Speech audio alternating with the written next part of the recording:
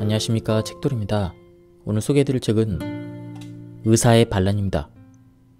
저자는 신우섭, 출판사는 에디터입니다. 저자 소개를 간단하게 하겠습니다. 신우섭, 약보다는 올바른 식사를 통한 환자 스스로 병을 치유하게 도와주는 의사이다. 서울에서 태어나 건국대학교 의과대학을 졸업했다. 신우섭 원장은 현대의학을 공부하면서 수많은 질병들의 설명에 항상 따라붙는 원인은 모른다라는 말에 의구심을 품었다. 질병의 원인을 알면 의사로서 환자들에게 정확한 원인을 설명해 줄 수 있었을 텐데, 정작 많은 병명을 외우고 그리고 배우면서 원인은 하나같이 모른다고 하니 이해할 수가 없었던 것이다. 그는 연구와 경험을 통해 병의 원인이 음식에 있으며 우리 몸에서 일어나는 변화는 결코 나를 죽이려는 것이 아니라 살리기 위해서 생긴다는 사실을 깨달으면서 우리 몸의 치유 능력을 믿게 되었다. 그럼 바로 본문을 보도록 하겠습니다. 건강해지기 위해서는 먼저 생각을 바꿔야 합니다. 생각이 바뀌어야 행동이 바뀌고, 행동이 바뀌면 몸이 달라집니다. 우리가 평소에 크게 의심하지 않고 당연한 것으로 받아들인 건강의 상식들도 다시 한번 뒤집어보고 의심해 봐야 합니다. 왜냐하면 내 몸에 병이 생겼기 때문이죠. 병이 생겼다는 것은 무언가 잘못되었다는 증거이므로 무엇이 잘못되었는지 되짚어보는 기회가 되어야 합니다. 그런 점에서 질병은 우리를 괴롭히기만 하는 것은 아닙니다. 더 건강하고 오래 살기 위해 질병이 생기는 것입니다. 이런 관점에서 자기면역 질환으로 불리는 질병들을 생각해 보면 질병의 원인을 발견하는 일이 의외로 쉽습니다. 절대로 내 몸 안에 면역체계가 나를 죽이려고 공격하는 게 아니라는 것이죠. 내 몸 안의 면역체계가 언제는 미쳐서 내 몸을 공격하다가 어느 날 갑자기 마음이 바뀌어서 정상으로 돌아오는 것이 아닙니다. 우리 몸의 면역은 절대로 나를 공격하지 않습니다.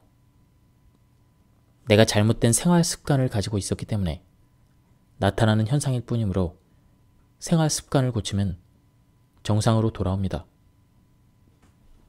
따라서 평생 한 알의 약도 필요하지 않게 되는 것입니다. 질병을 잘 살펴보면 모두 염증 염자가 붙어있는 걸 볼 수 있습니다. 화끈거리면서 뜨거워지는 반응을 불 화자가 2개 있는 염으로 표현한 것입니다. 이처럼 염증 반응은 우리 몸에서 불처럼 화끈거리는 반응을 말하는데, 이런 염증 반응의 정체가 무엇일까요? 누구나 한 번쯤은 발목을 삐어본 적이 있을 것입니다. 발목을 삐었다는 말은 발목에 있는 어떤 조직이 손상된 것일 텐데요. 대부분 골절이 아니라면 발목의 인대가 손상된 것입니다. 이럴 때는 발목이 붓고 화끈거리면서 아프게 되죠. 바로 이런 반응을 가리켜 염증 반응이라고 합니다. 염증의 3가지 반응은 붓고 화끈거리고 통증이 동반되는 것을 말합니다. 발목을 삐었을 때 처음에는 아파서 걷지도 못하고 쩔뚝거리지만 시간이 지나면 점차 나아집니다. 즉, 염증 반응을 통해 우리 몸의 손상된 부위가 회복된다고 볼 수 있습니다. 또 염증이 생겼을 때는 그 부위가 부어오릅니다. 부어있는 곳 안에 들어있는 물질은 무엇일까요? 대체 무엇이 들어있어서 탱탱 부어 올랐을까요? 그것은 혈액입니다. 우리 몸은 세포로 구성되어 있는데 손상된 세포를 버리고 새로운 세포를 만들어내는 세포 분열이라는 과정을 통해 매일매일 회복됩니다. 이때 필요한 에너지를 전달하는 것이 혈액이고, 혈액이 모이면 붓고 따끔거리게 되는 것이죠.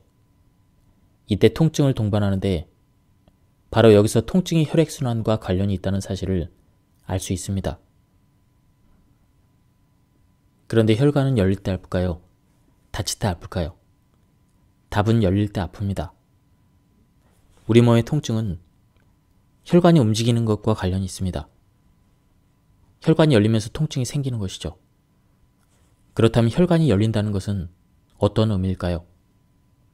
혈관이 열리면서 혈류가 증가하는 것인데 이런 변화는 우리 몸에 이로울까요? 해로울까요?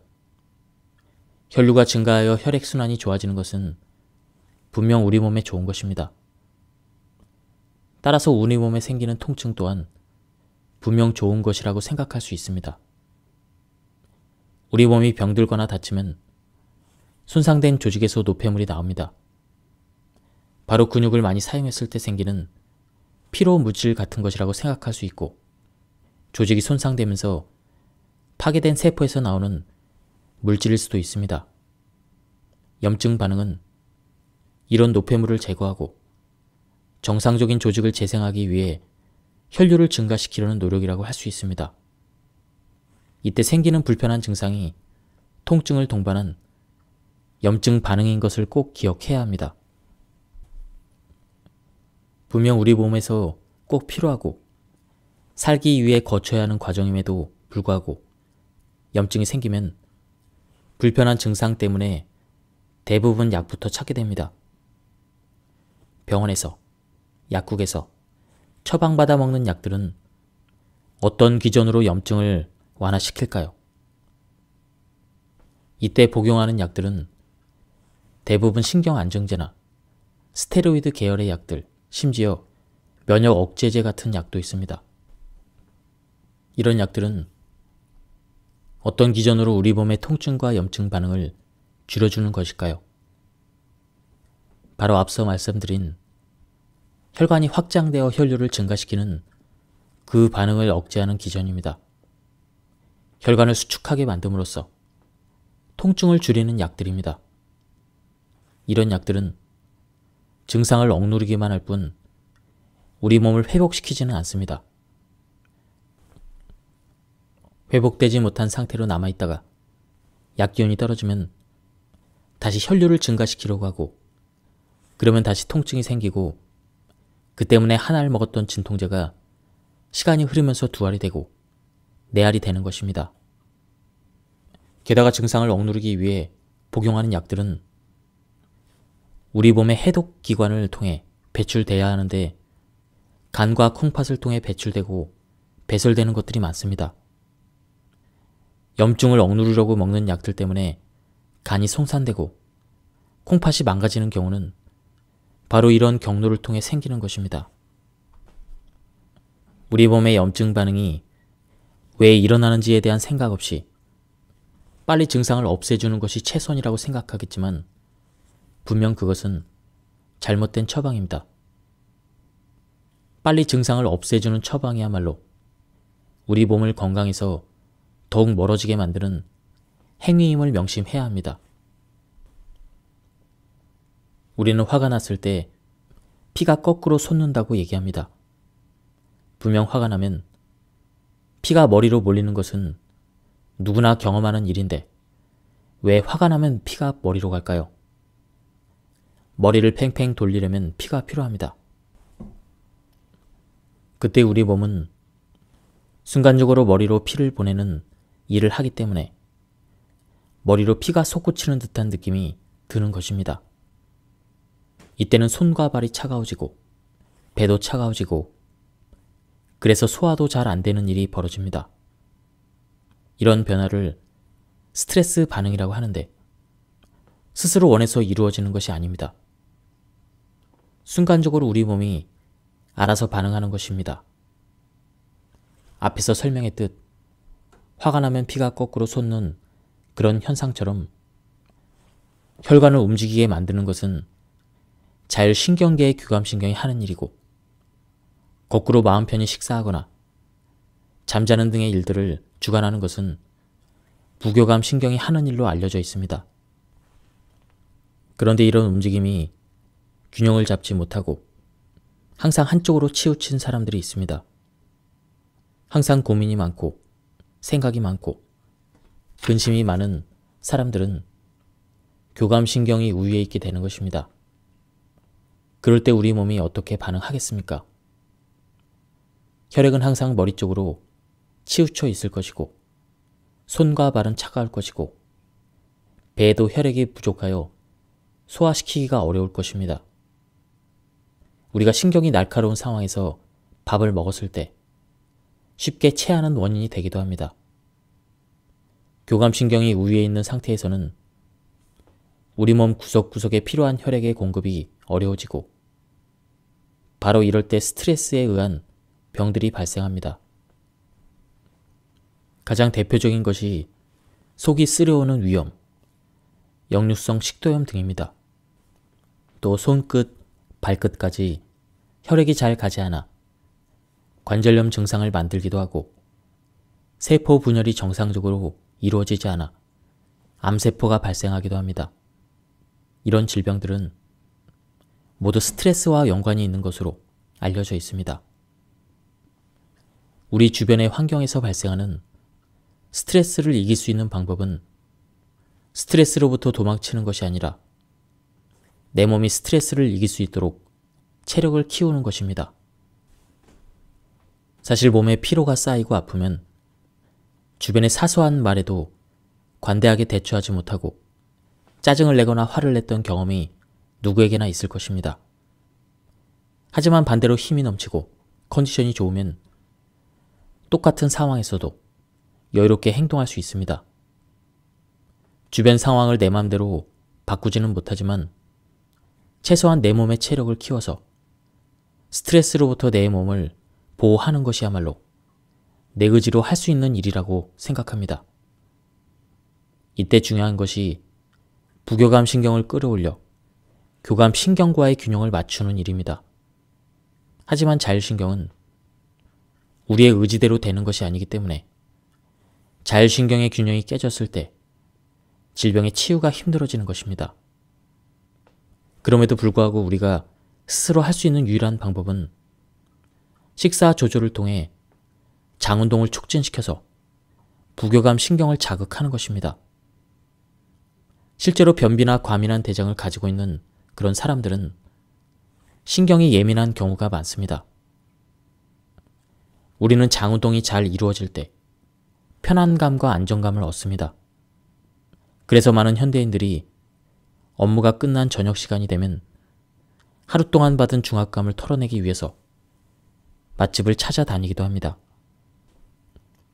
우리는 이렇게 음식을 먹으면서 심리적으로 안정되고 음식을 먹어 장운동을 시키면서 부교감 신경을 높입니다. 손가락, 발가락 끝까지 혈액을 보내는 것 외에도 내부 장기에도 곳곳에 충분한 혈액을 보내야 우리 몸은 세포 분열을 할 수 있습니다. 그 과정이 원활해야 손상된 곳을 회복할 수 있고 수명이 다 된 세포는 파괴되고 건강한 세포를 만들어서 어제와 다른 내가 되는 것입니다. 그런데 체온이 떨어지거나 혈액순환에 문제가 생기면 정상적인 세포 분열을 할 수 없습니다.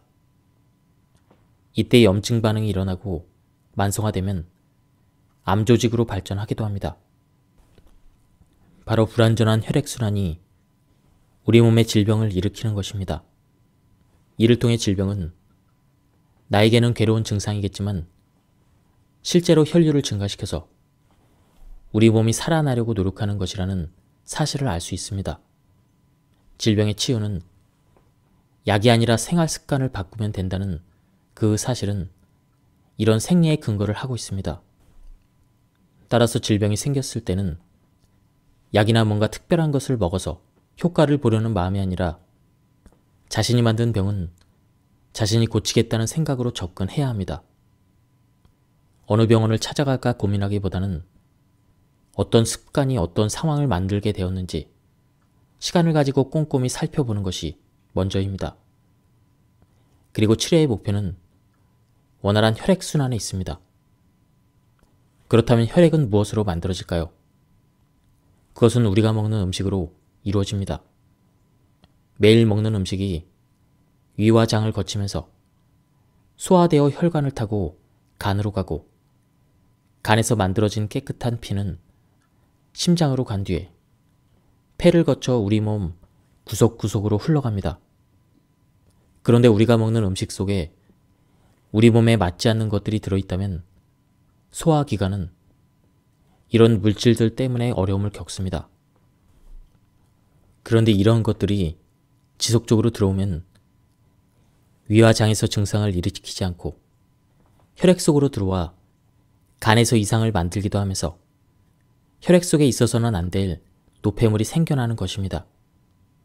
이런 노폐물은 체내에 점차 쌓이는데 특히 혈관 내벽에 쌓이면서 혈관을 막기 시작합니다. 우리 몸의 체온을 유지하고 필요에 따라 열을 올리는 곳은 바로 배에서 나옵니다. 우리 몸의 장은 보일러 역할을 하는 곳입니다. 1차 발열 기관이 되는 것이죠. 소화와 흡수를 위한 장의 움직임과 음식이 발효되면서 열이 발생해서 체온이 올라가야 혈관이 열리고, 혈관이 열려야 피가 통하는 것입니다. 바로 장에서 발생하는 열을 온몸으로 전달할 때 손과 발을 비롯한 전신의 혈액순환이 이루어질 수 있는 것입니다. 배가 차가워져서 몸의 온도가 떨어지면 혈액순환에 문제가 생깁니다. 혈류가 원활하지 못한 상태가 지속되면 우리 몸의 장기들이 손상을 입게 됩니다. 우리 몸은 매일 사용하면서 손상된 장기를 회복하기 위해서 세포 분열을 시도하는데, 혈류가 부족한 상태에서는 정상적인 세포 분열이 어려워집니다. 그래서 우리 몸은 살아야 하므로 정상적인 세포 분열이 아닌 독종 세포가 나타나서 세포 분열을 일으키게 됩니다. 이것이 바로 암입니다. 체온을 올리고 유지하는 것이 제대로 되지 않을 때 혈액순환에 문제가 생깁니다. 그 결과 혈류가 부족한 곳은 혈류를 증가시켜 손상된 부위를 회복시키려는 염증 반응이 생기고, 이것이 여러 질병의 증상이 되는 것입니다. 그래서 배를 따뜻하게 하려고 배에 따뜻한 돌을 올려놓거나 핫팩 등을 대는 경우가 많은데, 이렇게 하면 잠시 혈류가 증가하여 편안함이 느껴지지만 이것이 지속되지는 못합니다. 왜냐하면 우리 몸에서 열을 내는 기능이 있는데 외부에서 열을 넣어주면 그 기능이 제대로 작동하지 못하기 때문입니다. 그러므로 올바른 식사를 통해 장운동이 좋아지고 소화가 될 때 아랫배가 따뜻해지면서 체온이 상승하게 됩니다. 아랫배가 차가워진 사람들은 발끝까지 혈액을 보낼 힘이 없으므로 발이 차가워지고 운동을 하면 무릎과 발목이 아플 수가 있습니다. 더 심해지면 무릎 연골이 망가져 무릎 통증으로 고생하게 됩니다. 이런 증상들은 모두 체온이 올라가지 못해서 혈액순환이 되지 않아서 발생하는 것입니다. 체온이 떨어지면서 발생하는 질병들은 여러 가지가 있습니다. 대표적인 것이 염증 반응이고, 이것이 심해진 상태가 바로 암세포라고 할 수 있습니다. 저체온과 암의 상관관계는 이미 많이 알려져 있습니다. 그래서 암치료 방법 중 하나인 고주파 치료는 암세포 주변의 온도를 높여줌으로써 혈류를 증가시키려는 그런 치료법입니다만, 이런 방법으로는 하루 종일 정상 체온을 만들어줄 수는 없습니다. 물론 잠깐의 증상 완화는 될 수 있습니다. 그러나 우리 몸이 정상적인 체온을 만들지 못하게 된 원인을 찾아서 개선하는 것만이 유일한 치료법입니다. 즉, 우리 몸이 스스로 열을 내게 해서 혈액순환이 좋아지면 우리 몸속의 염증 반응이 사라지고, 그래야만 만성적인 질환을 치유할 수 있게 되는 것입니다. 최근에는 자주 시행되지 않는 수술이지만 유행처럼 번졌던 수술 중 하나가 편도선 제거 수술입니다. 아이들이 자주 감기에 걸리고 목이 붓고 열이 나면서 고통스러워하기 때문에 그 아픔을 줄여주기 위해 커진 편도를 제거하는 수술이 한때 유행처럼 번졌습니다. 우리 몸에 편도가 없어도 될까요? 그렇지 않습니다. 편도는 우리 몸에 세균과 바이러스가 들어올 때 첫 번째 방역복으로 기능하면서 내부로 들어오지 못하게 막아주는 곳입니다. 그런 기능이 우리 몸에 없다면 폐나 위장 같은 장기와 조직들은 쉽게 위험에 노출될 수밖에 없습니다. 그리고 편도선은 붓고 아프고 열을 내게 함으로써 우리 몸의 면역 시스템을 가동시켜 더 위험한 상황으로 가는 것을 막아주는 매우 중요한 기능을 합니다. 우리 몸의 털끝 하나도 다 존재하는 이유가 있는데 별 필요 없는 조직인 양 너무 쉽게 잘라버린 것이 아쉽습니다. 이제는 편도가 커져도 될 수 있으면 지켜보자는 쪽으로 의사들이 변했습니다. 나이가 들면서 개선되는 경우가 많은 데다 실제로 편도가 하는 일들이 우리 몸의 면역 체계에서 중요하다는 사실을 알게 되었기 때문입니다. 현재 유통되고 있는 약들과 수술 등이 향후 30년 뒤에도 쓰이고 있을지 의문입니다. 우유에는 단백질이 모유보다 많은 것이 사실입니다만 인간의 성장에는 그 정도로 필요치 않은 것이 문제입니다. 사실은 위험에서 더 큰 문제입니다. 송아지는 인간과 달리 태어나면서 일어설 수 있고 성장 또한 빨라 6개월 정도만 지나면 풀을 소화시켜 덩치를 키우는 모습을 보여줍니다. 또 다른 문제는 우유 단백질에는 모유에 있는 단백질과는 다른 성분이 들어있는데 이것이 장내에서 흡수되면 체내 노폐물이 되어 염증 반응을 일으킨다는 것입니다. 즉, 우유를 먹으면 과도한 단백질로 인해 성장이 촉진될 수 있지만 그만큼 빨리 노화되어 질병이 생길 수 있다는 이야기입니다. 많은 사람들이 다양한 음식을 골고루 먹어야 한다고 생각하여 반찬의 양과 종류를 늘리고 밥의 양은 줄이고 있습니다. 하지만 우리 몸의 소화기관은 한 번에 한두 가지 음식이 들어올 때 가장 소화력이 높습니다. 뷔페에 가서 화려하게 차려진 식탁을 둘러가며 이것저것 식사할 때는 행복한 느낌이 들지만 식사를 마치고 나면 소화가 잘 안 되고 피곤하며 속이 불편한 경험을 해보았을 것입니다.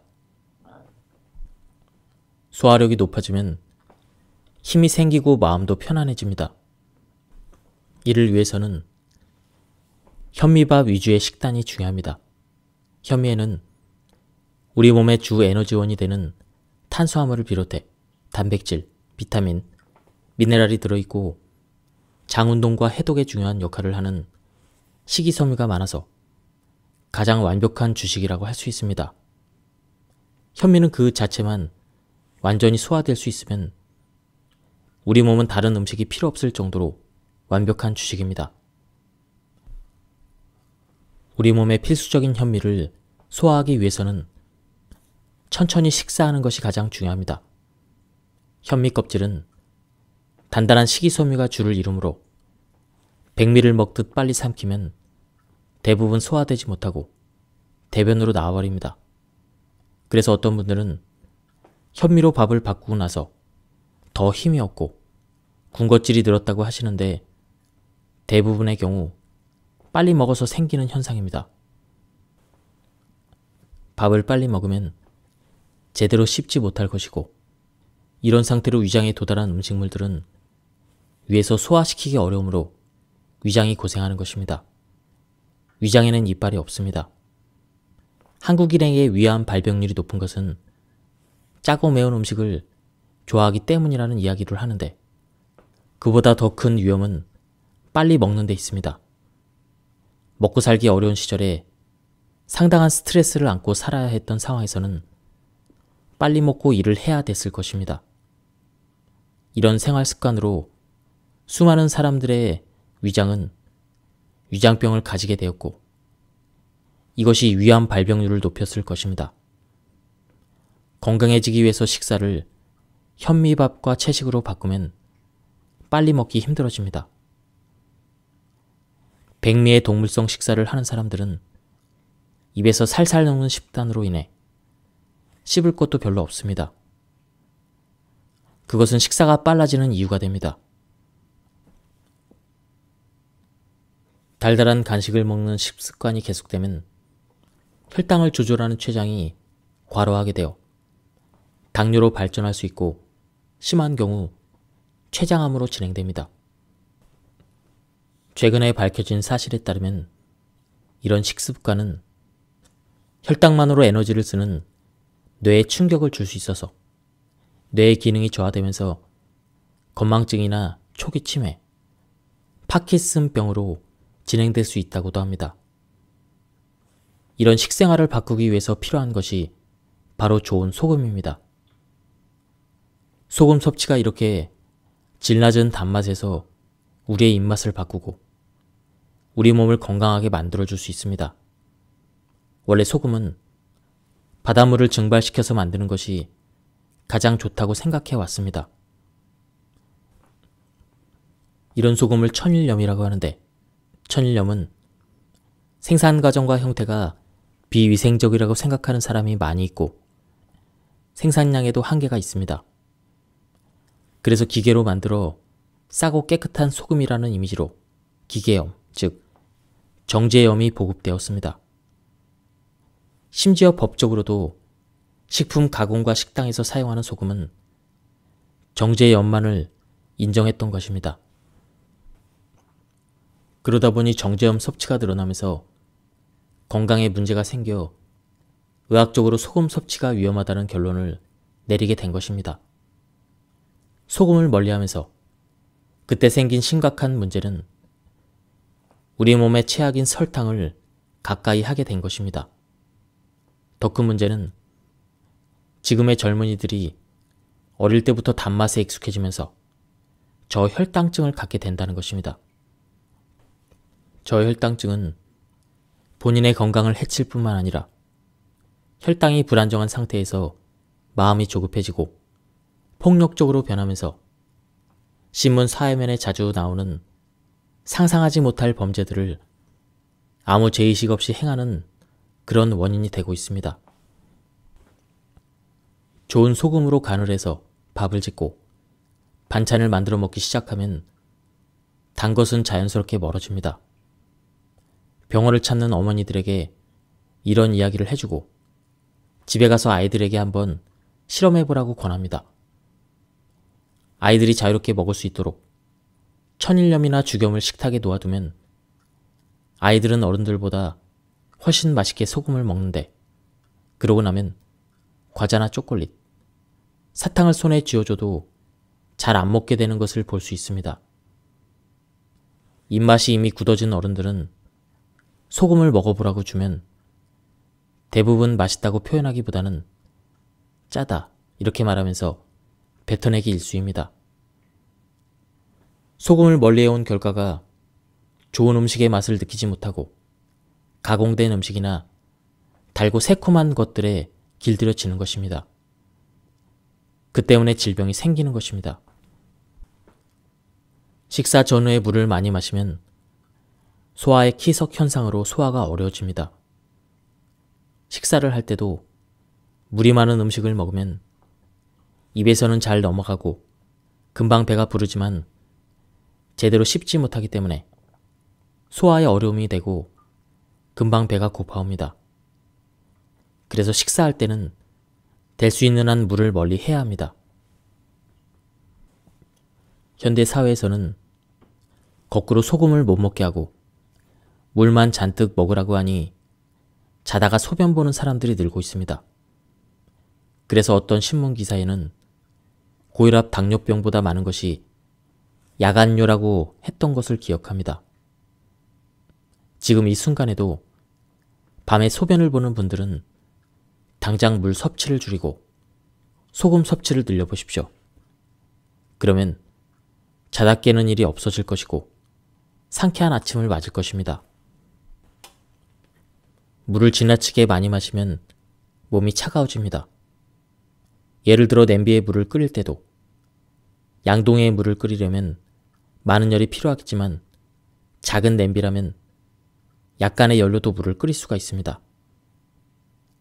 우리 몸에도 불필요한 물이 많으면 체온을 올리기가 힘들어지고 그 때문에 불필요한 물을 배출하기 위해서 땀을 많이 내게 한다든지 설사를 만들기도 합니다.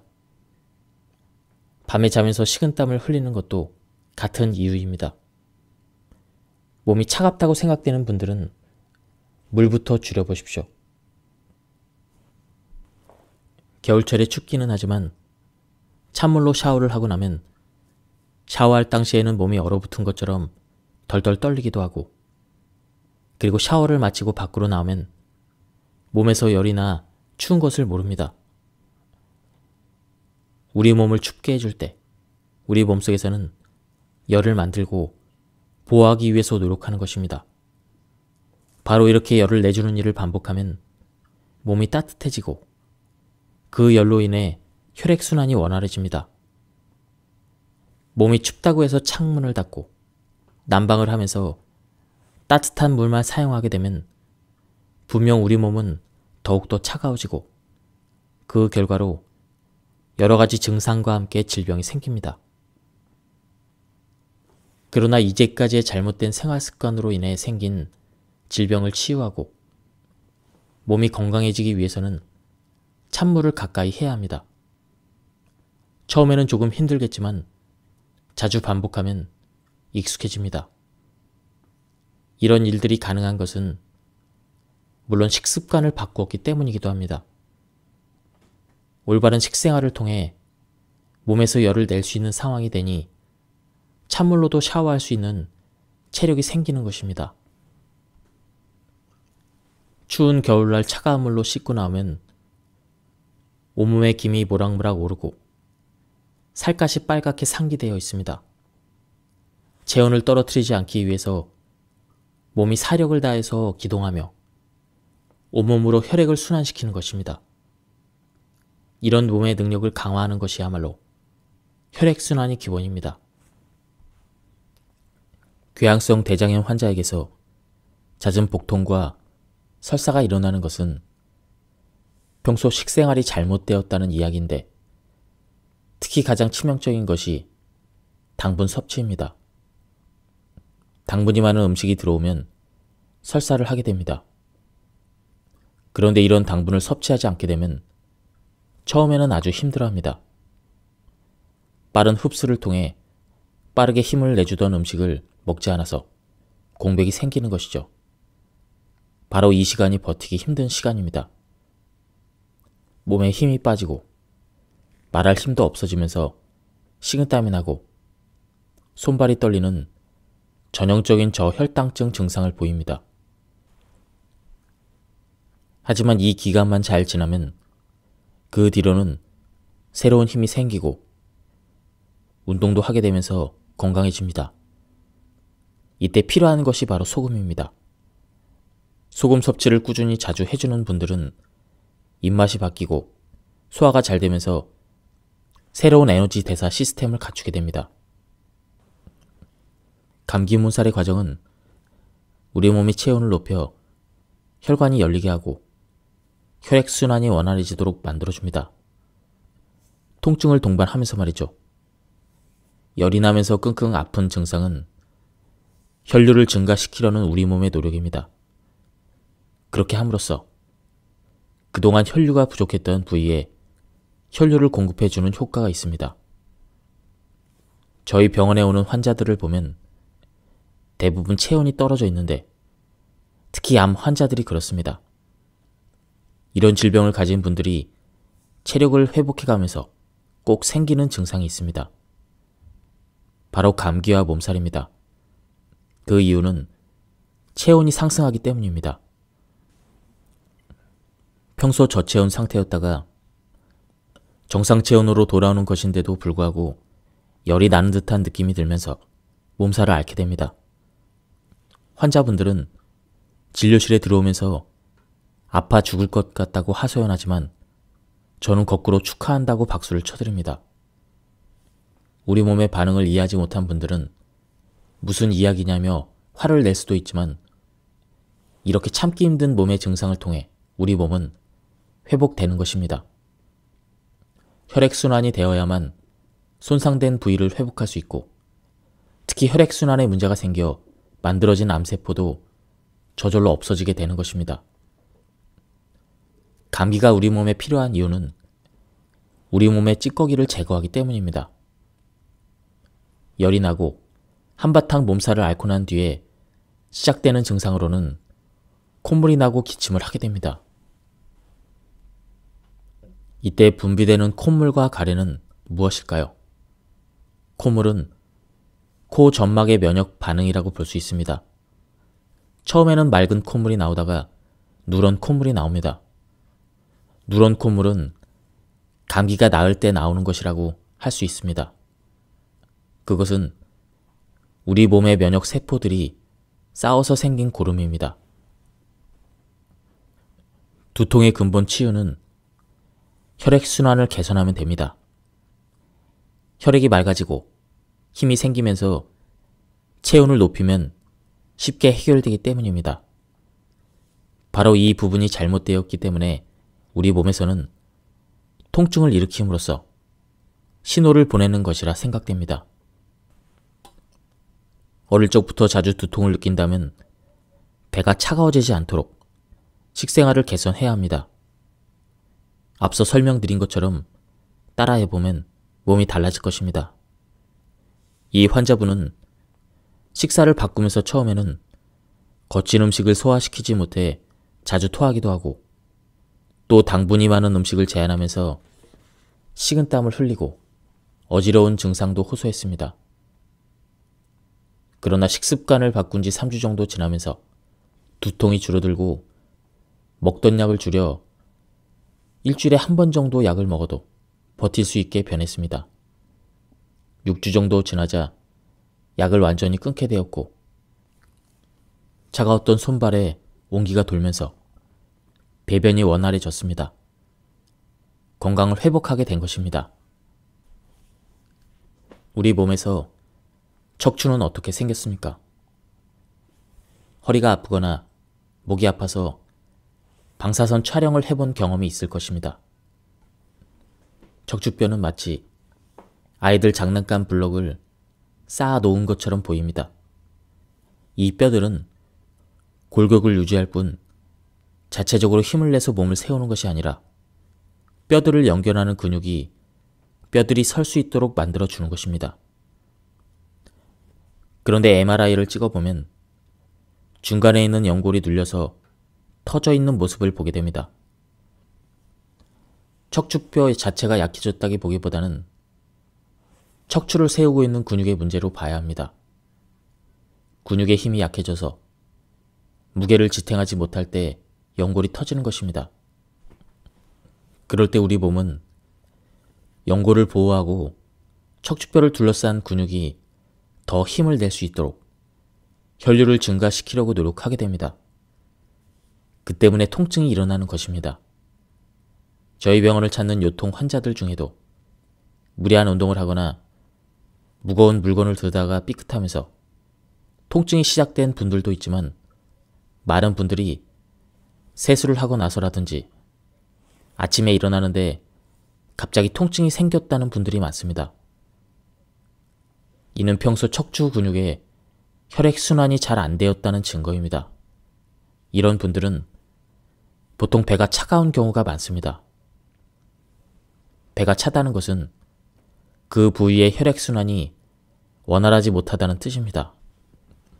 그러다 보니 허리 근육도 계속 무리하다가 한계에 도달하면 통증이 생기는 것입니다. 이렇게 통증이 생기면 일어나거나 앉아있기가 힘들고 누워있기도 여간 힘든 게 아닙니다. 우리 몸은 이렇게 신호를 보냅니다. 평소에 문제를 끌어안고 있다가 더 이상 견디지 못할 때 증상을 일으키는 것이죠. 통증이 있을 때는 식욕이 떨어집니다. 이분도 오랜 통증으로 인해 집안일을 제대로 할 수 없고 식욕이 없어 밀가루로 만든 부드러운 음식을 즐기고 특히 과일 등으로 한 끼를 때우는 식사를 하고 있었습니다. 즉, 당분 위주로 식사하는 모습을 보여주고 있었던 것입니다. 그래서 올바른 식사를 어떻게 해야 되는지 알려주고 식사 일기를 쓰게 했습니다.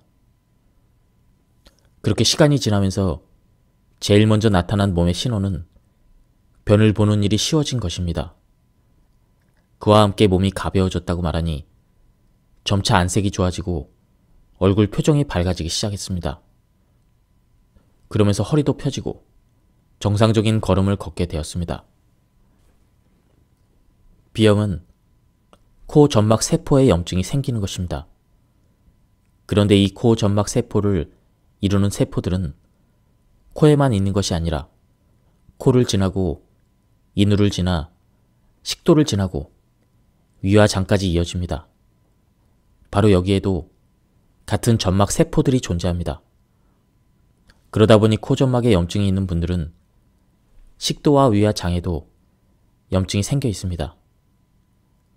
단지 코에서는 우리가 바로 인식할 수 있는 증상이기 때문에 이 부위에만 병이 있는 것처럼 신경 쓰일 뿐이지 사실은 위와 장에도 증상을 만듭니다. 바로 소화에 문제가 생기는 것입니다. 위에서 쓰리고 아픈 증상이 생기기도 하고 자주 배가 아프면서 설사를 하기도 합니다. 바로 이 모든 것들이 함께 연관되어 움직이는 증상들입니다. 같은 이유로 비염이 생기는 이유도 소화기관에 문제가 생겼기 때문이라고 생각할 수 있습니다. 소화기관인 위와 장의 염증 때문에 코 점막에도 같은 증상이 생긴 것일 수 있습니다. 그렇다면 소화기관에 왜 염증이 생길까요? 소화기관은 우리가 먹는 음식을 소화시켜 힘을 내게 해주는 기관입니다. 그런데 여기에 염증이 생겼다는 것은 결국 매일 먹는 음식이 내 몸에 맞지 않는다는 증거일 것입니다. 그럼에도 우리는 코 점막에만 신경을 써서 약을 먹고 증상을 조절하려고 노력하니 우리 몸의 소화기관이 계속 손상을 받는 것이고 그 결과 중증 질환으로 발전하는 것입니다. 다음은 복통과 설사에 대한 치유 방법입니다. 복통과 함께 설사가 시작된다면 금식을 하면서 소금을 입안에 자주 물고 있는 것이 탈수를 예방하는 데 좋습니다. 이렇게 해주면 대부분 하루 정도 지나면서 증상이 완화되고 다시 식사할 수 있는 상태가 됩니다. 그런데 복통과 설사를 자주 하는 사람들이 많습니다. 특히 스트레스를 받거나 신경을 쓰면 바로 배에서 신호가 오는 분들이 그렇습니다.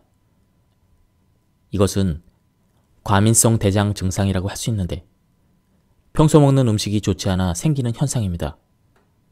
앞서 말씀드린 것처럼 우리 몸이 스트레스를 받으면 혈액이 머리로 쏠립니다. 이때 손과 발은 차가워지고 배도 차가워지면서 소화가 잘 안 됩니다. 이를 스트레스 반응이라고 하는데 이런 반응이 나타날 때 제대로 소화를 시키지 못하고 변이 풀어지고 소화를 시키기 위해 장으로 혈류를 증가시키면서 통증이 생기는 것입니다. 스트레스에 예민한 분들은 평소에 배가 차가워진 것을 볼 수 있는데 이 상황이 습관적으로 계속되면 또 다른 질병이 나타납니다. 잦은 스트레스 때문에 소화기관에 문제가 있는 분들의 식사를 보면 대체로 혈당을 높이는 음식을 선호합니다. 현미밥이나 거친 채소 반찬을 씹어 먹기보다는 부드러운 음식을 선호하는 경향이 강합니다. 부드러운 육류나 육류 가공품, 빵이나 밀가루, 죽 종류, 과일이나 주스 같은 유동식을 더 많이 먹고 있습니다. 하지만 이런 식사가 장에 더 많은 손상을 주어 악순환이 반복되는 것입니다. 평소에 배가 자주 아프고 설사를 자주 한다면 먼저 당분의 섭취를 줄이고 소금 섭취를 늘리면 속이 편안한 상태가 될 것입니다. 예, 지금까지 이 책에 대한 리뷰를 모두 마쳤습니다. 제가 발췌 요약해서 설명을 드렸기 때문에 많은 부분이 생략되었습니다. 전체적인 맥락을 파악하고 싶은 분들은 책을 구해서 읽어보실 것을 추천드립니다. 여기서 리뷰를 마치도록 하겠습니다. 감사합니다. 안녕하십니까, 책돌입니다. 오늘 소개해드릴 책은 의사의 반란입니다. 저자는 신우섭, 출판사는 에디터입니다. 저자 소개를 간단하게 하겠습니다. 신우섭, 약보다는 올바른 식사를 통한 환자 스스로 병을 치유하게 도와주는 의사이다. 서울에서 태어나 건국대학교 의과대학을 졸업했다. 신우섭 원장은 현대의학을 공부하면서 수많은 질병들의 설명에 항상 따라붙는 원인은 모른다라는 말에 의구심을 품었다. 질병의 원인을 알면 의사로서 환자들에게 정확한 원인을 설명해 줄 수 있었을 텐데 정작 많은 병명을 외우고 그리고 배우면서 원인은 하나같이 모른다고 하니 이해할 수가 없었던 것이다. 그는 연구와 경험을 통해 병의 원인이 음식에 있으며 우리 몸에서 일어나는 변화는 결코 나를 죽이려는 것이 아니라 살리기 위해서 생긴다는 사실을 깨달으면서 우리 몸의 치유 능력을 믿게 되었다. 그럼 바로 본문을 보도록 하겠습니다. 건강해지기 위해서는 먼저 생각을 바꿔야 합니다. 생각이 바뀌어야 행동이 바뀌고 행동이 바뀌면 몸이 달라집니다. 우리가 평소에 크게 의심하지 않고 당연한 것으로 받아들인 건강의 상식들도 다시 한번 뒤집어보고 의심해 봐야 합니다. 왜냐하면 내 몸에 병이 생겼기 때문이죠. 병이 생겼다는 것은 무언가 잘못되었다는 증거이므로 무엇이 잘못되었는지 되짚어보는 기회가 되어야 합니다. 그런 점에서 질병은 우리를 괴롭히기만 하는 것은 아닙니다. 더 건강하고 오래 살기 위해 질병이 생기는 것입니다. 이런 관점에서 자기면역 질환으로 불리는 질병들을 생각해 보면 질병의 원인을 발견하는 일이 의외로 쉽습니다. 절대로 내 몸 안에 면역체계가 나를 죽이려고 공격하는 게 아니라는 것이죠. 내 몸 안의 면역체계가 언제는 미쳐서 내 몸을 공격하다가 어느 날 갑자기 마음이 바뀌어서 정상으로 돌아오는 것이 아닙니다. 우리 몸의 면역은 절대로 나를 공격하지 않습니다. 내가 잘못된 생활 습관을 가지고 있었기 때문에 나타나는 현상일 뿐이므로 생활 습관을 고치면 정상으로 돌아옵니다. 따라서 평생 한 알의 약도 필요하지 않게 되는 것입니다. 질병을 잘 살펴보면 모두 염증 염자가 붙어 있는 걸 볼 수 있습니다. 화끈거리면서 뜨거워지는 반응을 불 화자가 2개 있는 염으로 표현한 것입니다. 이처럼 염증 반응은 우리 몸에서 불처럼 화끈거리는 반응을 말하는데 이런 염증 반응의 정체가 무엇일까요? 누구나 한 번쯤은 발목을 삐어본 적이 있을 것입니다. 발목을 삐었다는 말은 발목에 있는 어떤 조직이 손상된 것일 텐데요. 대부분 골절이 아니라면 발목의 인대가 손상된 것입니다. 이럴 때는 발목이 붓고 화끈거리면서 아프게 되죠. 바로 이런 반응을 가리켜 염증 반응이라고 합니다. 염증의 3가지 반응은 붓고 화끈거리고 통증이 동반되는 것을 말합니다. 발목을 삐었을 때 처음에는 아파서 걷지도 못하고 쩔뚝거리지만 시간이 지나면 점차 나아집니다. 즉, 염증 반응을 통해 우리 몸의 손상된 부위가 회복된다고 볼 수 있습니다. 또 염증이 생겼을 때는 그 부위가 부어오릅니다. 부어있는 곳 안에 들어있는 물질은 무엇일까요? 대체 무엇이 들어있어서 탱탱 부어올랐을까요? 그것은 혈액입니다. 우리 몸은 세포로 구성되어 있는데 손상된 세포를 버리고 새로운 세포를 만들어내는 세포 분열이라는 과정을 통해 매일매일 회복됩니다. 이때 필요한 에너지를 전달하는 것이 혈액이고, 혈액이 모이면 붓고 따끔거리게 되는 것이죠. 이때 통증을 동반하는데 바로 여기서 통증이 혈액순환과 관련이 있다는 사실을 알 수 있습니다. 그런데 혈관은 열릴 때 아플까요? 닫힐 때 아플까요? 답은 열릴 때 아픕니다. 우리 몸의 통증은 혈관이 움직이는 것과 관련이 있습니다. 혈관이 열리면서 통증이 생기는 것이죠. 그렇다면 혈관이 열린다는 것은 어떤 의미일까요? 혈관이 열리면서 혈류가 증가하는 것인데, 이런 변화는 우리 몸에 이로울까요? 해로울까요? 혈류가 증가하여 혈액순환이 좋아지는 것은 분명 우리 몸에 좋은 것입니다. 따라서 우리 몸에 생기는 통증 또한 분명 좋은 것이라고 생각할 수 있습니다. 우리 몸이 병들거나 다치면 손상된 조직에서 노폐물이 나옵니다. 바로 근육을 많이 사용했을 때 생기는 피로 물질 같은 것이라고 생각할 수 있고, 조직이 손상되면서 파괴된 세포에서 나오는 물질일 수도 있습니다. 염증 반응은 이런 노폐물을 제거하고 정상적인 조직을 재생하기 위해 혈류를 증가시키려는 노력이라고 할 수 있습니다. 이때 생기는 불편한 증상이 통증을 동반한 염증 반응인 것을 꼭 기억해야 합니다. 분명 우리 몸에서 꼭 필요하고 살기 위해 거쳐야 하는 과정임에도 불구하고 염증이 생기면 불편한 증상 때문에 대부분 약부터 찾게 됩니다. 병원에서, 약국에서 처방받아 먹는 약들은 어떤 기전으로 염증을 완화시킬까요? 이때 복용하는 약들은 대부분 신경안정제나 스테로이드 계열의 약들, 심지어 면역 억제제 같은 약도 있습니다. 이런 약들은 어떤 기전으로 우리 몸의 통증과 염증 반응을 줄여주는 것일까요? 바로 앞서 말씀드린 혈관이 확장되어 혈류를 증가시키는 그 반응을 억제하는 기전입니다. 혈관을 수축하게 만듦으로써 통증을 줄이는 약들입니다. 이런 약들은 증상을 억누르기만 할 뿐 우리 몸을 회복시키지는 않습니다.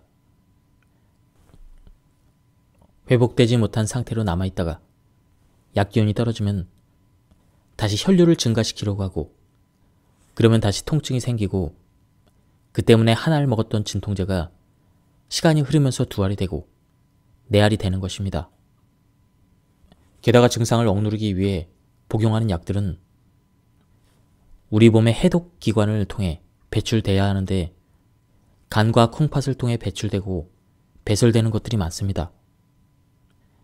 염증을 억누르려고 먹는 약들 때문에 간이 송산되고 콩팥이 망가지는 경우는 바로 이런 경로를 통해 생기는 것입니다.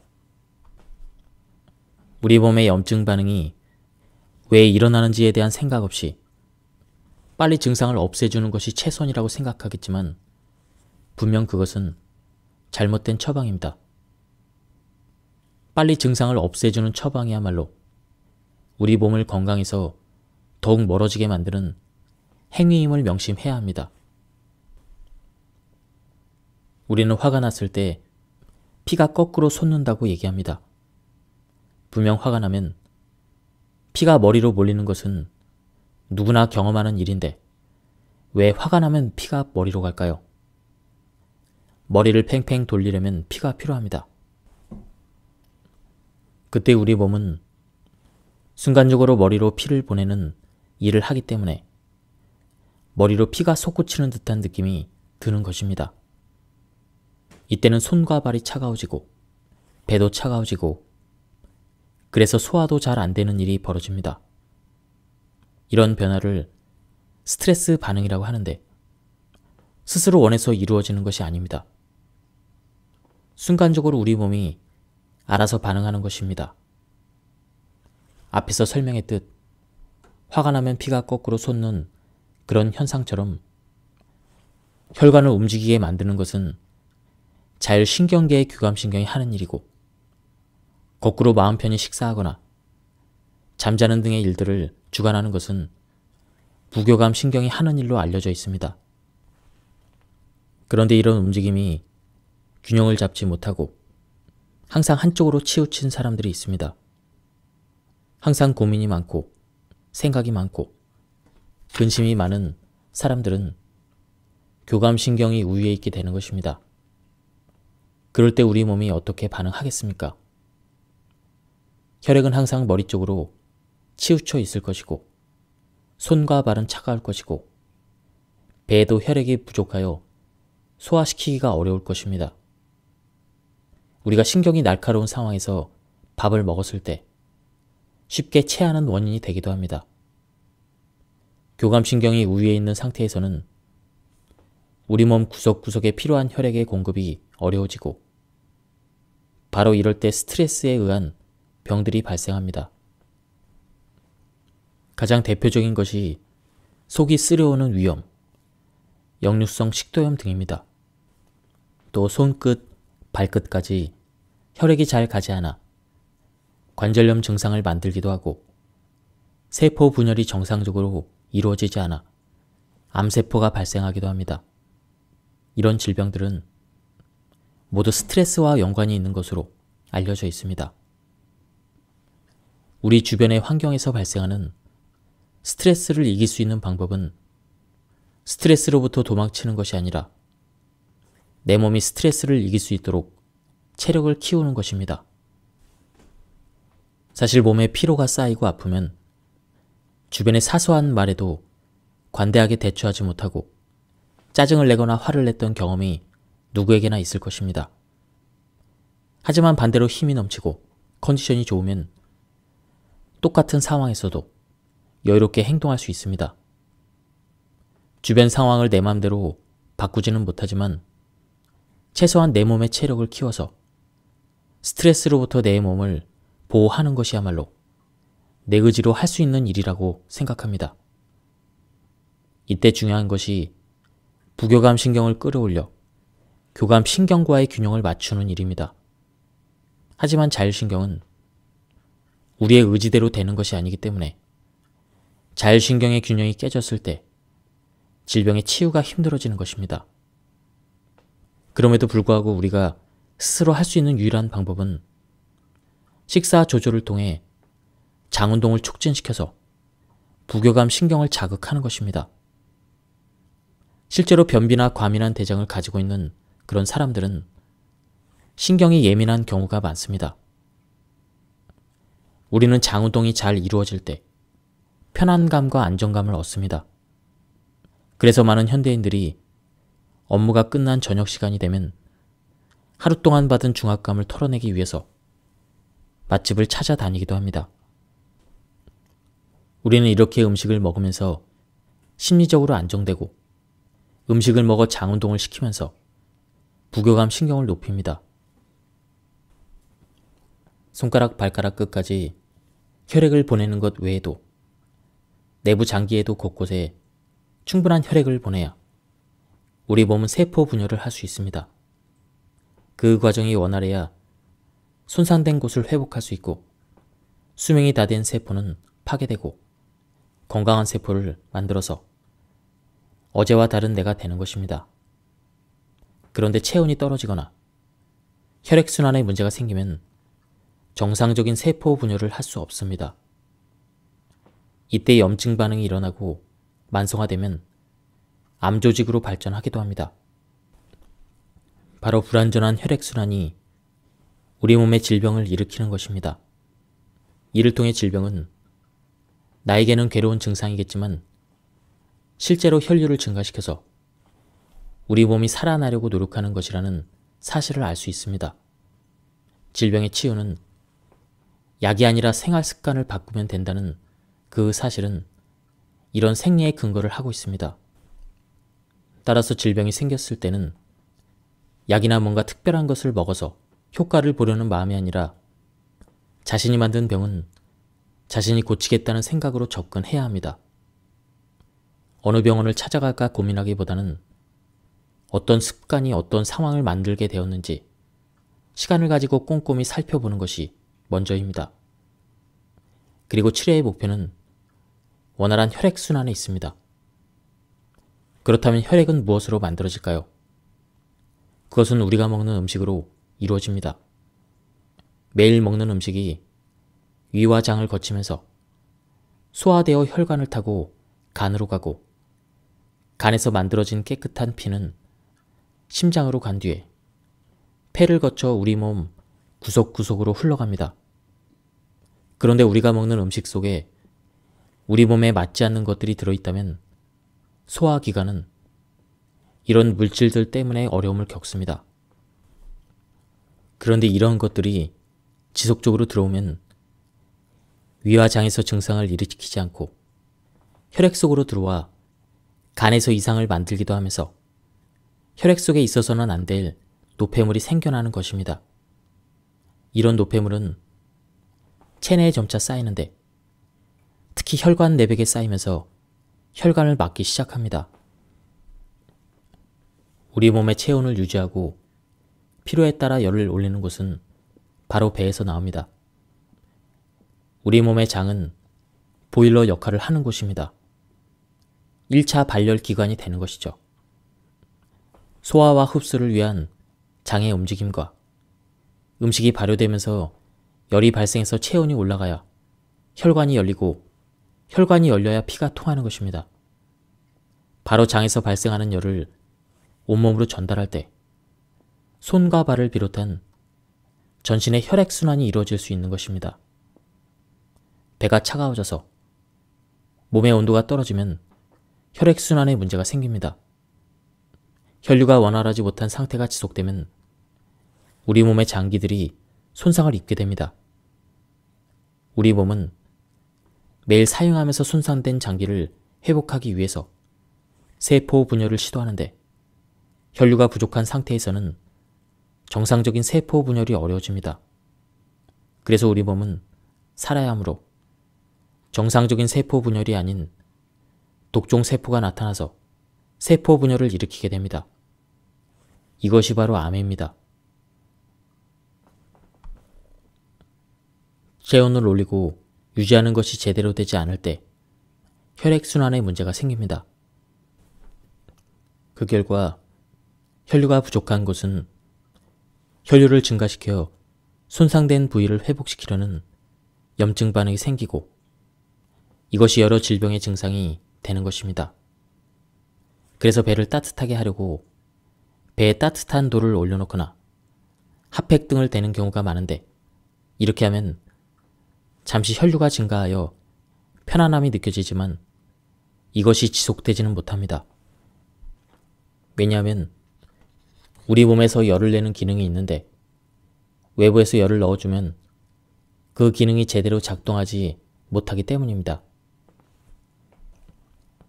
그러므로 올바른 식사를 통해 장운동이 좋아지고 소화가 될 때 아랫배가 따뜻해지면서 체온이 상승하게 됩니다. 아랫배가 차가워진 사람들은 발끝까지 혈액을 보낼 힘이 없으므로 발이 차가워지고 운동을 하면 무릎과 발목이 아플 수가 있습니다. 더 심해지면 무릎 연골이 망가져 무릎 통증으로 고생하게 됩니다. 이런 증상들은 모두 체온이 올라가지 못해서 혈액순환이 되지 않아서 발생하는 것입니다. 체온이 떨어지면서 발생하는 질병들은 여러 가지가 있습니다. 대표적인 것이 염증 반응이고, 이것이 심해진 상태가 바로 암세포라고 할 수 있습니다. 저체온과 암의 상관관계는 이미 많이 알려져 있습니다. 그래서 암치료 방법 중 하나인 고주파 치료는 암세포 주변의 온도를 높여줌으로써 혈류를 증가시키려는 그런 치료법입니다만, 이런 방법으로는 하루 종일 정상 체온을 만들어줄 수는 없습니다. 물론 잠깐의 증상 완화는 될 수 있습니다.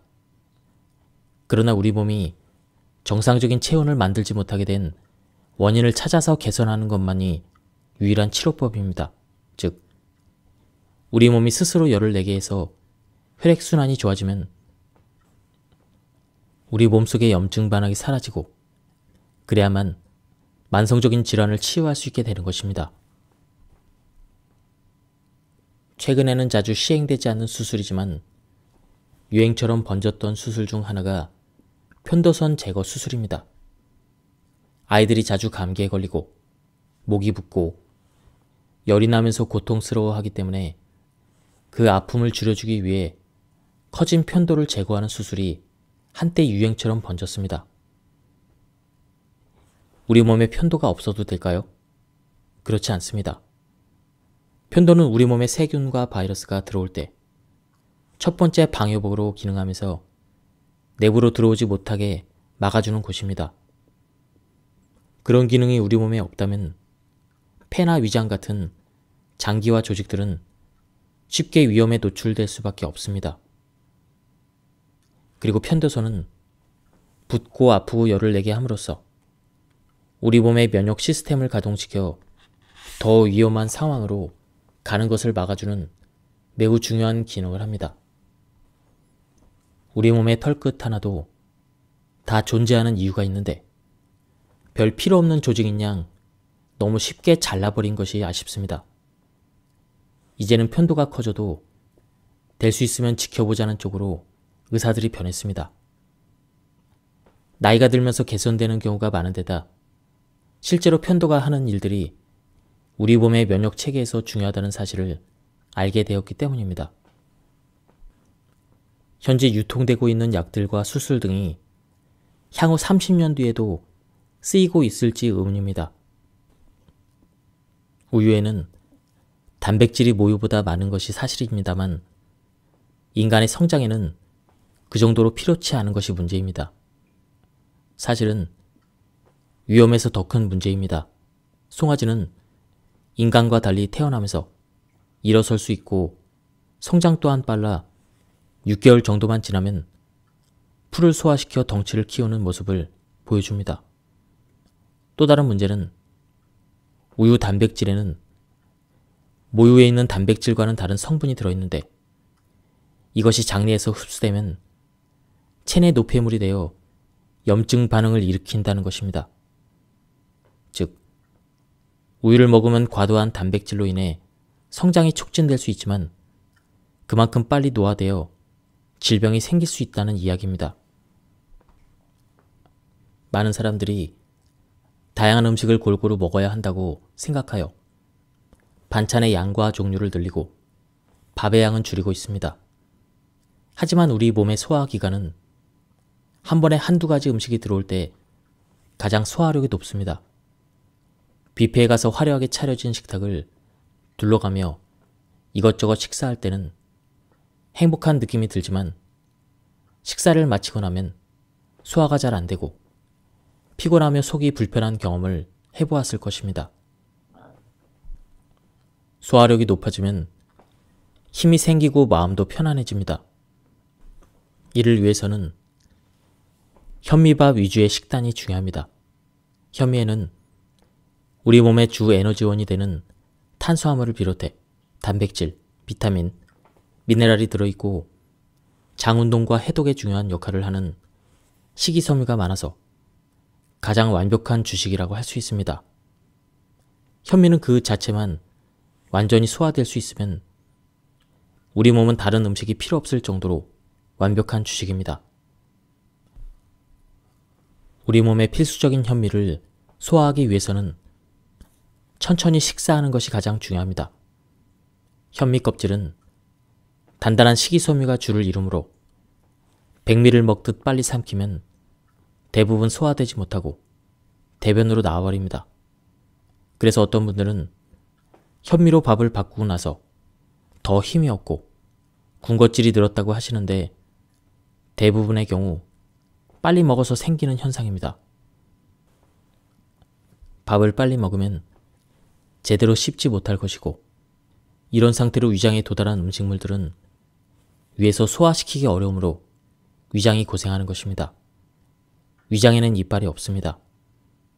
한국 일행의 위암 발병률이 높은 것은 짜고 매운 음식을 좋아하기 때문이라는 이야기를 하는데 그보다 더 큰 위험은 빨리 먹는 데 있습니다.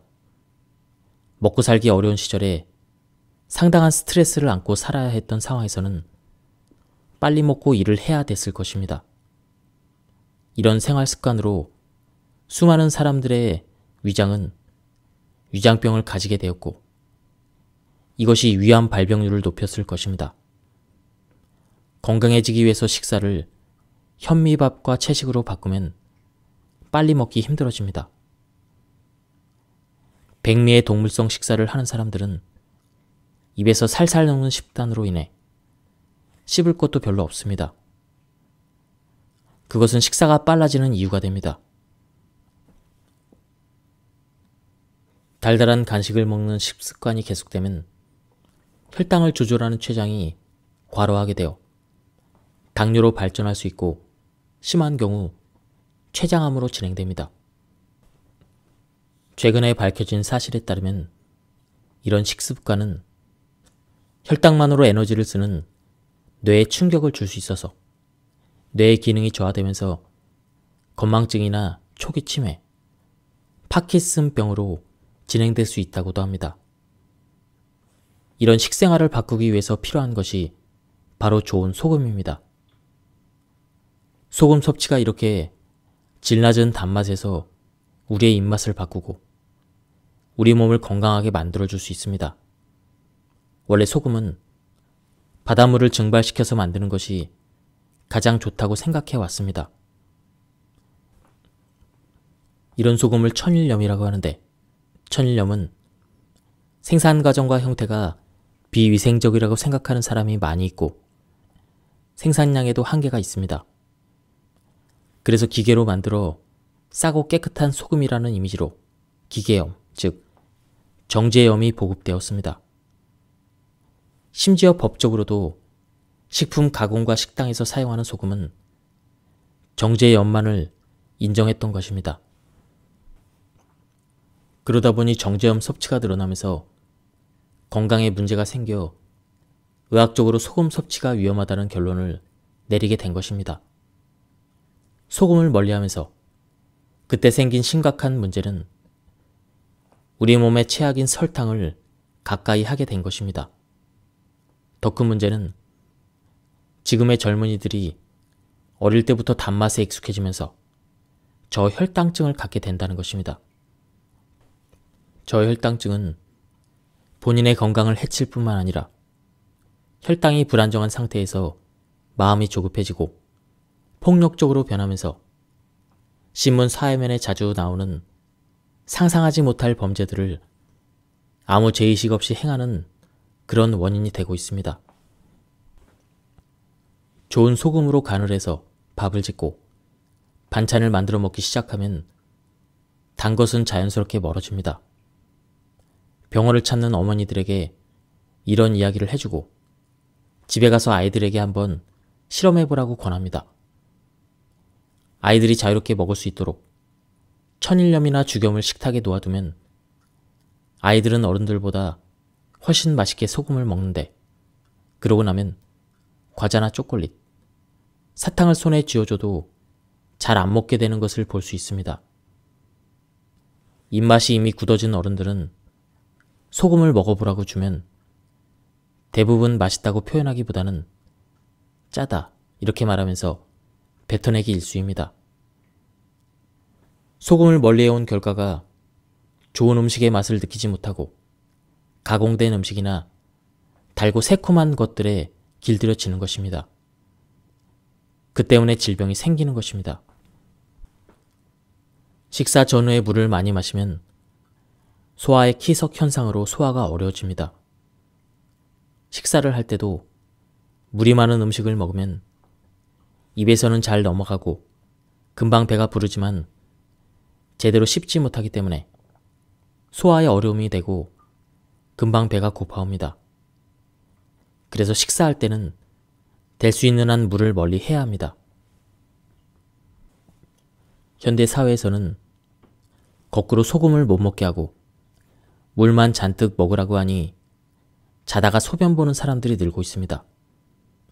그래서 어떤 신문 기사에는 고혈압 당뇨병보다 많은 것이 야간뇨라고 했던 것을 기억합니다. 지금 이 순간에도 밤에 소변을 보는 분들은 당장 물 섭취를 줄이고 소금 섭취를 늘려보십시오. 그러면 자다 깨는 일이 없어질 것이고 상쾌한 아침을 맞을 것입니다. 물을 지나치게 많이 마시면 몸이 차가워집니다. 예를 들어 냄비에 물을 끓일 때도 양동이에 물을 끓이려면 많은 열이 필요하겠지만 작은 냄비라면 약간의 열로도 물을 끓일 수가 있습니다. 우리 몸에도 불필요한 물이 많으면 체온을 올리기가 힘들어지고 그 때문에 불필요한 물을 배출하기 위해서 땀을 많이 내게 한다든지 설사를 만들기도 합니다. 밤에 자면서 식은땀을 흘리는 것도 같은 이유입니다. 몸이 차갑다고 생각되는 분들은 물부터 줄여보십시오. 겨울철에 춥기는 하지만 찬물로 샤워를 하고 나면 샤워할 당시에는 몸이 얼어붙은 것처럼 덜덜 떨리기도 하고 그리고 샤워를 마치고 밖으로 나오면 몸에서 열이 나 추운 것을 모릅니다. 우리 몸을 춥게 해줄 때 우리 몸속에서는 열을 만들고 보호하기 위해서 노력하는 것입니다. 바로 이렇게 열을 내주는 일을 반복하면 몸이 따뜻해지고 그 열로 인해 혈액순환이 원활해집니다. 몸이 춥다고 해서 창문을 닫고 난방을 하면서 따뜻한 물만 사용하게 되면 분명 우리 몸은 더욱더 차가워지고 그 결과로 여러 가지 증상과 함께 질병이 생깁니다. 그러나 이제까지의 잘못된 생활 습관으로 인해 생긴 질병을 치유하고 몸이 건강해지기 위해서는 찬물을 가까이 해야 합니다. 처음에는 조금 힘들겠지만 자주 반복하면 익숙해집니다. 이런 일들이 가능한 것은 물론 식습관을 바꾸었기 때문이기도 합니다. 올바른 식생활을 통해 몸에서 열을 낼 수 있는 상황이 되니 찬물로도 샤워할 수 있는 체력이 생기는 것입니다. 추운 겨울날 차가운 물로 씻고 나오면 온몸에 김이 모락모락 오르고 살갗이 빨갛게 상기되어 있습니다. 체온을 떨어뜨리지 않기 위해서 몸이 사력을 다해서 기동하며 온몸으로 혈액을 순환시키는 것입니다. 이런 몸의 능력을 강화하는 것이야말로 혈액순환이 기본입니다. 궤양성 대장염 환자에게서 잦은 복통과 설사가 일어나는 것은 평소 식생활이 잘못되었다는 이야기인데 특히 가장 치명적인 것이 당분 섭취입니다. 당분이 많은 음식이 들어오면 설사를 하게 됩니다. 그런데 이런 당분을 섭취하지 않게 되면 처음에는 아주 힘들어합니다. 빠른 흡수를 통해 빠르게 힘을 내주던 음식을 먹지 않아서 공백이 생기는 것이죠. 바로 이 시간이 버티기 힘든 시간입니다. 몸에 힘이 빠지고 말할 힘도 없어지면서 식은땀이 나고 손발이 떨리는 전형적인 저혈당증 증상을 보입니다. 하지만 이 기간만 잘 지나면 그 뒤로는 새로운 힘이 생기고 운동도 하게 되면서 건강해집니다. 이때 필요한 것이 바로 소금입니다. 소금 섭취를 꾸준히 자주 해주는 분들은 입맛이 바뀌고 소화가 잘 되면서 새로운 에너지 대사 시스템을 갖추게 됩니다. 감기 문살의 과정은 우리 몸의 체온을 높여 혈관이 열리게 하고 혈액순환이 원활해지도록 만들어줍니다. 통증을 동반하면서 말이죠. 열이 나면서 끙끙 아픈 증상은 혈류를 증가시키려는 우리 몸의 노력입니다. 그렇게 함으로써 그동안 혈류가 부족했던 부위에 혈류를 공급해주는 효과가 있습니다. 저희 병원에 오는 환자들을 보면 대부분 체온이 떨어져 있는데 특히 암 환자들이 그렇습니다. 이런 질병을 가진 분들이 체력을 회복해가면서 꼭 생기는 증상이 있습니다. 바로 감기와 몸살입니다. 그 이유는 체온이 상승하기 때문입니다. 평소 저체온 상태였다가 정상 체온으로 돌아오는 것인데도 불구하고 열이 나는 듯한 느낌이 들면서 몸살을 앓게 됩니다. 환자분들은 진료실에 들어오면서 아파 죽을 것 같다고 하소연하지만 저는 거꾸로 축하한다고 박수를 쳐드립니다. 우리 몸의 반응을 이해하지 못한 분들은 무슨 이야기냐며 화를 낼 수도 있지만 이렇게 참기 힘든 몸의 증상을 통해 우리 몸은 회복되는 것입니다. 혈액순환이 되어야만 손상된 부위를 회복할 수 있고 특히 혈액순환에 문제가 생겨 만들어진 암세포도 저절로 없어지게 되는 것입니다. 감기가 우리 몸에 필요한 이유는 우리 몸의 찌꺼기를 제거하기 때문입니다. 열이 나고 한바탕 몸살을 앓고 난 뒤에 시작되는 증상으로는 콧물이 나고 기침을 하게 됩니다. 이때 분비되는 콧물과 가래는 무엇일까요? 콧물은 코 점막의 면역 반응이라고 볼 수 있습니다. 처음에는 맑은 콧물이 나오다가 누런 콧물이 나옵니다. 누런 콧물은 감기가 나을 때 나오는 것이라고 할 수 있습니다. 그것은 우리 몸의 면역 세포들이 쌓여서 생긴 고름입니다. 두통의 근본 치유는 혈액순환을 개선하면 됩니다. 혈액이 맑아지고 힘이 생기면서 체온을 높이면 쉽게 해결되기 때문입니다. 바로 이 부분이 잘못되었기 때문에 우리 몸에서는 통증을 일으킴으로써 신호를 보내는 것이라 생각됩니다.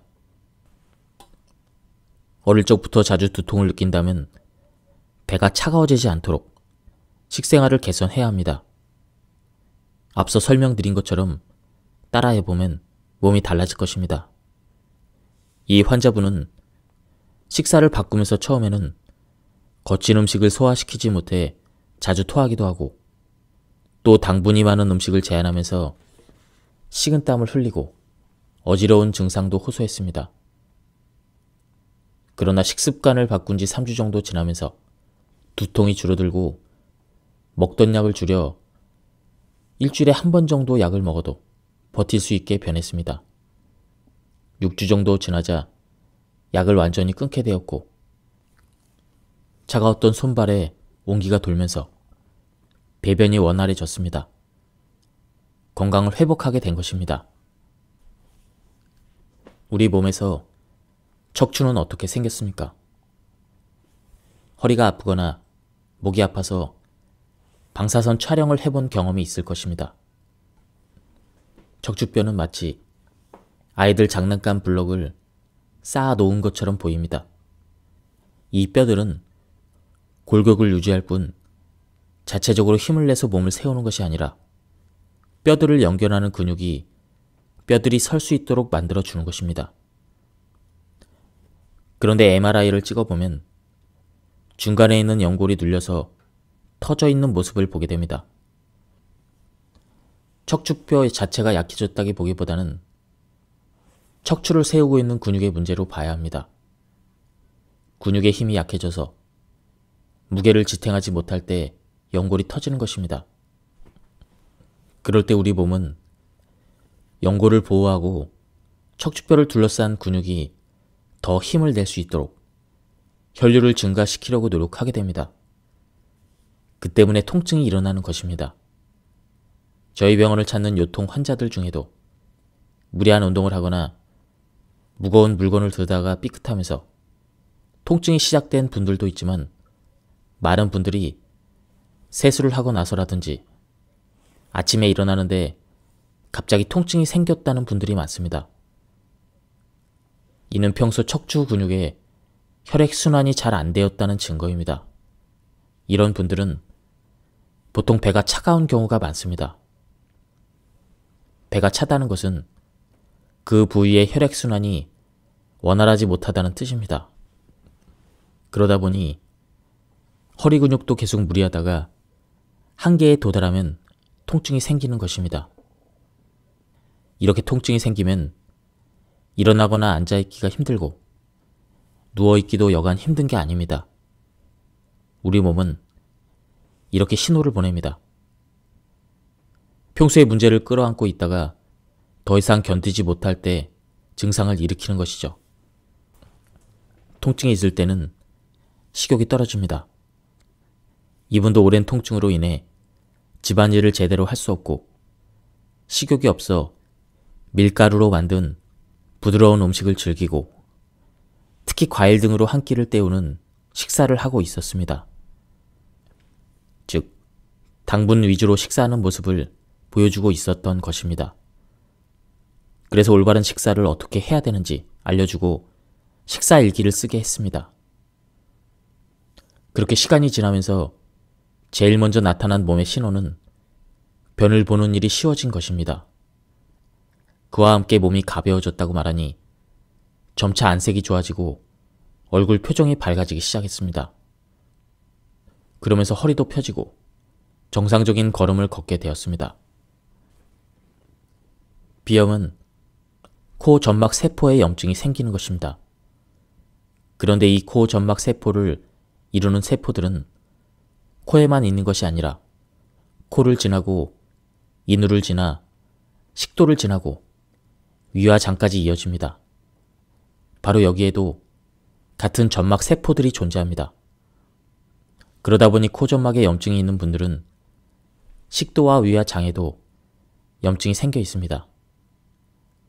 단지 코에서는 우리가 바로 인식할 수 있는 증상이기 때문에 이 부위에만 병이 있는 것처럼 신경 쓰일 뿐이지 사실은 위와 장에도 증상을 만듭니다. 바로 소화에 문제가 생기는 것입니다. 위에서 쓰리고 아픈 증상이 생기기도 하고 자주 배가 아프면서 설사를 하기도 합니다. 바로 이 모든 것들이 함께 연관되어 움직이는 증상들입니다. 같은 이유로 비염이 생기는 이유도 소화기관에 문제가 생겼기 때문이라고 생각할 수 있습니다. 소화기관인 위와 장의 염증 때문에 코 점막에도 같은 증상이 생긴 것일 수 있습니다. 그렇다면 소화기관에 왜 염증이 생길까요? 소화기관은 우리가 먹는 음식을 소화시켜 힘을 내게 해주는 기관입니다. 그런데 여기에 염증이 생겼다는 것은 결국 매일 먹는 음식이 내 몸에 맞지 않는다는 증거일 것입니다. 그럼에도 우리는 코 점막에만 신경을 써서 약을 먹고 증상을 조절하려고 노력하니 우리 몸의 소화기관이 계속 손상을 받는 것이고 그 결과 중증 질환으로 발전하는 것입니다. 다음은 복통과 설사에 대한 치유 방법입니다. 복통과 함께 설사가 시작된다면 금식을 하면서 소금을 입안에 자주 물고 있는 것이 탈수를 예방하는 데 좋습니다. 이렇게 해주면 대부분 하루 정도 지나면서 증상이 완화되고 다시 식사할 수 있는 상태가 됩니다. 그런데 복통과 설사를 자주 하는 사람들이 많습니다. 특히 스트레스를 받거나 신경을 쓰면 바로 배에서 신호가 오는 분들이 그렇습니다. 이것은 과민성 대장 증상이라고 할 수 있는데 평소 먹는 음식이 좋지 않아 생기는 현상입니다. 앞서 말씀드린 것처럼 우리 몸이 스트레스를 받으면 혈액이 머리로 쏠립니다. 이때 손과 발은 차가워지고 배도 차가워지면서 소화가 잘 안 됩니다. 이를 스트레스 반응이라고 하는데 이런 반응이 나타날 때 제대로 소화를 시키지 못하고 변이 풀어지고 소화를 시키기 위해 장으로 혈류를 증가시키면서 통증이 생기는 것입니다. 스트레스에 예민한 분들은 평소에 배가 차가워진 것을 볼 수 있는데 이 상황이 습관적으로 계속되면 또 다른 질병이 나타납니다. 잦은 스트레스 때문에 소화기관에 문제가 있는 분들의 식사를 보면 대체로 혈당을 높이는 음식을 선호합니다. 현미밥이나 거친 채소 반찬을 씹어 먹기보다는 부드러운 음식을 선호하는 경향이 강합니다. 부드러운 육류나 육류 가공품, 빵이나 밀가루, 죽 종류, 과일이나 주스 같은 유동식을 더 많이 먹고 있습니다. 하지만 이런 식사가 장에 더 많은 손상을 주어 악순환이 반복되는 것입니다.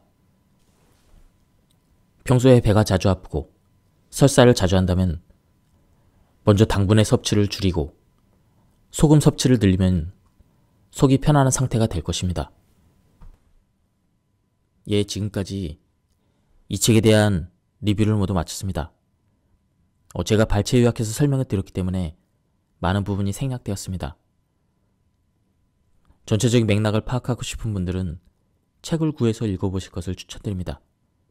여기서 리뷰를 마치도록 하겠습니다. 감사합니다.